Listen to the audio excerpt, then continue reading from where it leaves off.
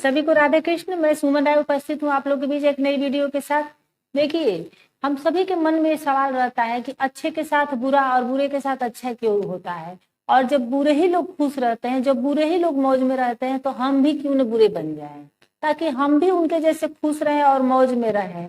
और वो सच में बुरे बन भी जाते हैं। तो देखिए, हर चमकती चीज सोना नहीं होती। तो आगे बढ़ने से पहले मेरे चैनल को सब्सक्राइब कर लीजिएगा और बेल आइकन को भी प्रेस कर लीजिएगा, ताकि जब भी मैं वीडियो डालूं आपको नोटिफिकेशन मिल जाए और आप देख पाए। हो सकता है कि आप जिस इंसान को बुरा मान रहे हो वो बुरा हो ही ना, क्योंकि क्या होता है कि कोई इंसान हमारा अगर थोड़ा सा भी बुरा कर देता है तो हम उसको बिल्कुल बुरा मान लेते हैं, और उसको थोड़ा सा भी खुश देखते हैं तो हमें लगता है कि अरे हमारे साथ बुरा करके वो क्यों खुश है। लेकिन वास्तव में हो सकता है कि वो सभी लोगों के लिए अच्छा हो, और मेन बात की वो भगवान के लिए अच्छा हो।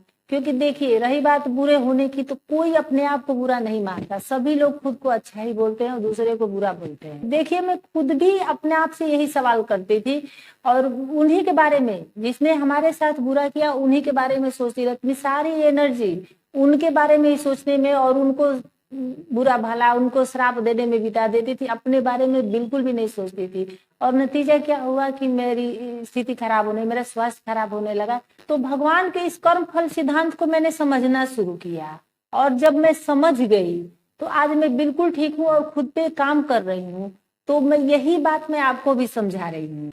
देखिए, हमारा ही कर्म होता है जो हमारे पास लौट के वापस आता है, कहीं ना कहीं घूम फिर के। जो हम पिछले जन्म में किए हैं, कभी कहीं किए हैं, जाने किए हैं, अनजाने किए हैं, हमारे पास लौट के वापस आता है। नहीं तो किसी की भी इतनी मजाल नहीं है, किसी इंसान में इतनी हिम्मत नहीं है जो हमारा बाल भी बांका कर सके। हमारा शरीर बार बार जन्म लेता है, लेकिन हमारी आत्मा, आत्मा तो वही पुरातन है।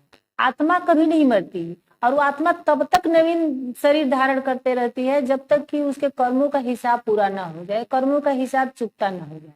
अगर हम इस जन्म में किसी के साथ बुरा करेंगे तो अगले जन्म में हमारे साथ बुरा करेगा। इसलिए इसी जन्म में कोई क्या कर रहा है उसको भाड़ में जाने दीजिए। आप सच्चाई का मार्ग मत छोड़िए, आप किसी के साथ बुरा मत करिए, क्योंकि आप इसी जन्म में अपने बुराई का सब हिसाब किताब खत्म कर दीजिए कि कोई बचे ना, अगला जन्म आप अच्छे से लें। लेकिन कभी कभी ऐसा देखने को मिलता है कि अगर आज हमारी कोई प्रॉपर्टी हड़पता है और अगले पल उसकी प्रॉपर्टी कोई और हड़प लेता है, वो रोड पे आ जाता है। आज हमें कोई शारीरिक नुकसान पहुंचाता है, अगले पल वो भी बेड पे आ जाता है। तो आज किसी को प्यार में धोखा दे रहा है, कल उसके साथ भी धोखा हो रहा है, उसको भी कोई छोड़ के चला जा रहा है। कुछ लोग जीवन भर आनंद से रहते हैं और कुछ लोग तुरंत सजा पा लेते हैं। तो जो सजा पा लेता है तुरंत, उसको जो जिसको सजा मिलती है, उसके जितने पिछले जन्म के जितने संचित पुण्य थे, जितने कर्म थे, वो खत्म हो गए हैं, उनके समाप्त हो गए हैं। और जो आनंद से है, जो मौज में है, उसका अभी बाकी है, उसका हिसाब अभी बाकी है। हो सकता है कि वो पुण्य किया हो पिछले जन्म में, वो चले आ रहा, उस हिसाब से वो अपना आनंद उठा रहा है। तो भगवान उसे कहते हैं कि जा बेटा उड़ ले, तू तो एक दिन ऐसे जमीन पे आएगा कि तू रेंगने लायक भी नहीं रहेगा। उड़ने की तो बहुत दूर की बात है। फिर आपने देखा होगा कि अच्छे लोगों के जीवन में संघर्ष बहुत आता है।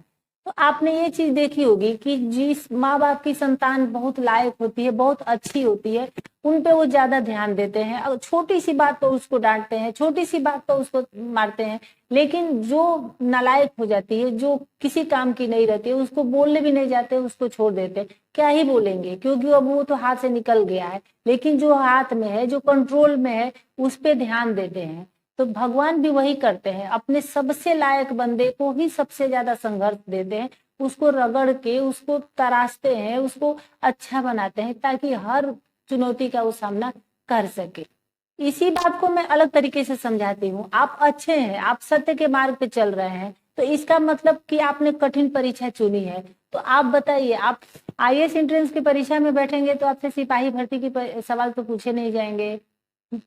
तो जो अच्छा होता है, जो सच्चा होता है, उसका लक्ष्य बिल्कुल क्लियर होता है। उसका लक्ष्य भगवान को पाना, सदगति को पाना, चाहे मार्ग में कितनी भी कठिनाई आए। तो आप ये देख के मत घबराइए कि बुरा आनंद कर रहा है, मौज में है, करने दीजिए उसको, लेकिन आप अपनी अच्छाई मत छोड़िए। तो इसलिए अगर आप कठिन प्रवेश परीक्षा में बैठे हैं तो पूरे सिलेबस को तैयार रखिए, क्योंकि सवाल कहीं से भी आ सकता है, क्वेश्चन कहीं से भी आ सकता है।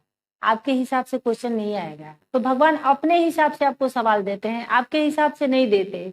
उनको पता है कि क्या आपके लिए उचित है, क्या आपके लिए अनुचित है। तो आप घबराइए मत। तो उम्मीद है मेरी वीडियो आपके जीवन में थोड़ा सा भी परिवर्तन ला पाएगी। अगर थोड़ा सा भी परिवर्तन आए तो कमेंट जरूर करिएगा।